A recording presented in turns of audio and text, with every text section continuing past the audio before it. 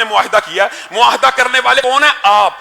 آپ نے ان سے وعدہ کیا کہ 20 اپریل تک کا ٹائم دے دیا جائے، ہم اس بارے میں قانون سازی کر کے ایک مراسلہ تھما دیں گے احتجاج کا۔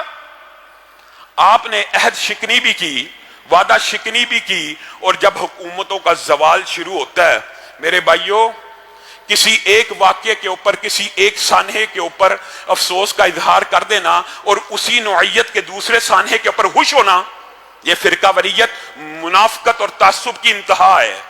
جس طرح 2-3 پولیس والوں کی شہادت پہ ہر دینی طبقے نے ان کی شہادت کے اوپر غم و غصے کا اظہار کیا اور کہا یہ نہیں ہونا چاہیے، اسی طرح آج پاکستان کی تمام مذہبی جماعتیں اس بات کے اوپر متفق ہیں کہ جو آج لاہور کی سڑکوں کے اوپر اہل سنت کو ذبح کیا گیا یہ بھی نہیں ہونا چاہیے۔ یہ کتنے افسوس اور دکھ کی بات ہے، وہ لبرل مافیا جو کئی دنوں سے، اور درست کہہ رہی تھی اس وقت کہ پولیس کے اوپر پتھراؤ نہیں ہونا چاہیے، پولیس والوں کو نہیں مارنا چاہیے، آج وہ کہاں ہیں؟ پولیس والوں کے فوتگی کے اوپر تو مذہب پسند اور اسلام پسند آپ کے ساتھ مل کے روتا ہے، اے پی ایس سانحے پہ مولوی آپ کے ساتھ مل کے روتا ہے، کوئی فوجی شہید ہو جائے آپ کے ساتھ مل کے اسلام پسند آنسو بہاتے ہیں، لیکن جب کوئی بارش فوت ہو جاتا ہے، جب کوئی بارش ذبح ہو جاتا ہے، جب کوئی بارش تشدد کی لہر میں آ کے ہلاک ہو جاتا ہے، تب مولوی بیچارہ اکیلا روتا ہے، تب لاش بھی اکیلے اٹھانی پڑتی ہے، تب جنازہ بھی اکیلے پڑھانا پڑتا ہے، تب زخمیوں کو بھی مسجدوں میں پناہ دینی پڑتی ہے، ہسپتالوں کے دروازے بھی ان کے لیے نہیں کھولے جاتے۔ یہ جو ظلم اور بربریت آج ہوئی ہے، صرف اسی کی مذمت نہیں، اس کا آغاز ہر حکومت اپنے پاؤں کے اوپر کلہاڑی مار کے کر دیتی ہے۔ آپ شاید بھول گئے ہیں، تمہیں یاد ہو کہ نہ یاد ہو، مجھے یاد ہے سب ذرا ذرا، جب مشرف کے جانے کا وقت آیا تھا اس نے کیا بلنڈر مارا تھا؟ لال مسجد کے اوپر شبہون مارا تھا۔ اس سانحے کی اس وقت بھی مذمت تھی، آج بھی مذمت کرنی چاہیے، اور یہ بات میں اپنے بریلوی بھائیوں کو اور اہل حدیث بھائیوں کو سمجھانا چاہتا ہوں۔ اس وقت دیوبندی شہید ہوئے تھے، اللہ کے فضل سے ہم نے تو اس وقت بھی مذمت کی تھی، ان کے ساتھ کھڑے تھے، بعض بریلوی بھائی اس وقت بڑا خوش تھے۔ اس کے بعد وہی سانحہ، اسی طرز کا سانحہ جب نواز شریف کی حکومت کا اقتدار غروب ہونے والا تھا، جب اس کی حکومت ڈھلنے والی تھی، ماڈل ٹاؤن کے اندر 14 بے گناہوں کو گولیاں ماری گئیں۔ اس وقت بھی ہم نے مذمت کی تھی، اس وقت بھی مذہبی طبقہ یہ کہتا تھا ظلم ہوا، لیکن تب بھی بعض لوگ کہتے تھے یہ اچھا ہوا۔ تمہیں چن چن کے الگ الگ کر کے مارا جا رہا ہے، اور ہر دفعہ تم کسی کے موت کے اوپر، شہادتوں کے اوپر، ہلاکتوں کے اوپر تالیاں بجاتے ہو۔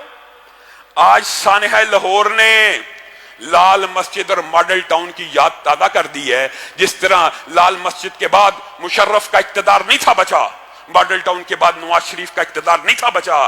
آج سانحہ لاہور سے خان صاحب کو اور شیخ رشید کو عبرت پکڑنی چاہیے۔ شیخ رشید صاحب، آپ وہی ہیں نا جنہوں نے یہ نعرے لگائے تھے، جلاؤ، گراؤ، مار دو، مار ڈالو، میں پارلیمنٹ کو آگ لگا دوں گا۔ اس لیے آپ کو وزیر داخلہ بنایا گیا تھا کہ آپ لاہور کو آگ لگا دیں۔ آپ نے کس طرح گولی چلانے کا آرڈر دے دیا؟ اگر مذہب پسندوں نے پولیس کی موت کے اوپر آپ کا ساتھ دیا کہ نہیں ہونا چاہیے، تو کیا آپ نے یہ سمجھ لیا کہ یہ نہتے اکیلے بیچارے مسلمان ہیں، روزہ رکھے میں ان کے اوپر گولیوں کا آرڈر ہو جائے گا اور آپ جی چاہے جس کو مرضی ذبح کرتے رہیں گے اور کوئی صدائے احتجاج کو بلند نہیں کرے گا؟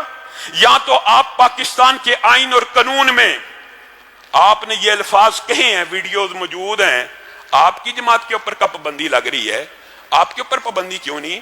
اور آپ کے خان صاحب نے یہ بات بھی کہی تھی، کوئی پولیس والا اگر میرے کارکن کو ہاتھ لگائے گا، روکے گا، گولی چلائے گا، میں عمران خان اس کو اپنے ہاتھ سے پھانسی لگا دوں گا۔ یہ وہی خان صاحب ہیں جو آج ملک کے وزیر اعظم ہیں، ان کی پارٹیوں کے اوپر کب پابندی لگنی ہے؟ یہ صرف سمجھانے کے لیے کہہ رہا ہوں۔ یہ فاشزم خان صاحب، یہ فاشزم شیخ رشید صاحب، آپ نے ہمیں سنہرے خواب دکھائے اس قوم کو۔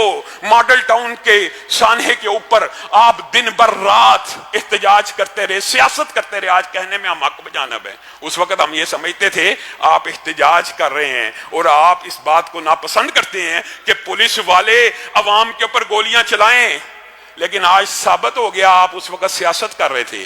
آپ نے ماڈل ٹاؤن کے 14 قتلوں کے اوپر جتنی سیاست کرنی تھی کر لی۔ آج آپ نے کس اصول کے تحت ان نہتے مسلمانوں کے اوپر گولی چلانے کا آرڈر دیا ہے؟ کیوں دیا ہے؟ آج مجھے اور آپ کو یہ سمجھنے کی ضرورت ہے کہ معاشرے کے اندر افہام و تفہیم کی فضا کیسے پروان چڑھ سکتی ہے۔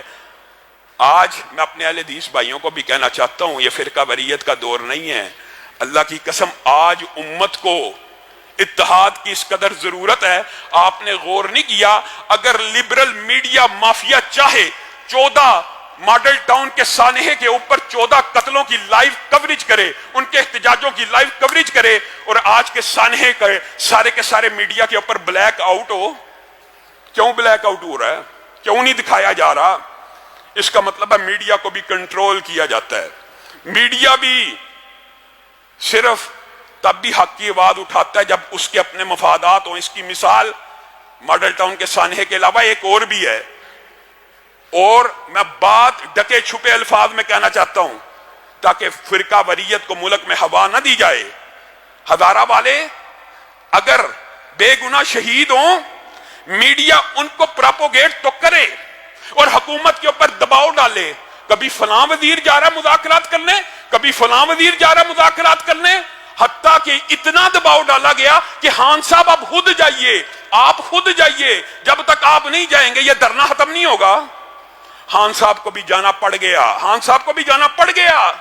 تو اگر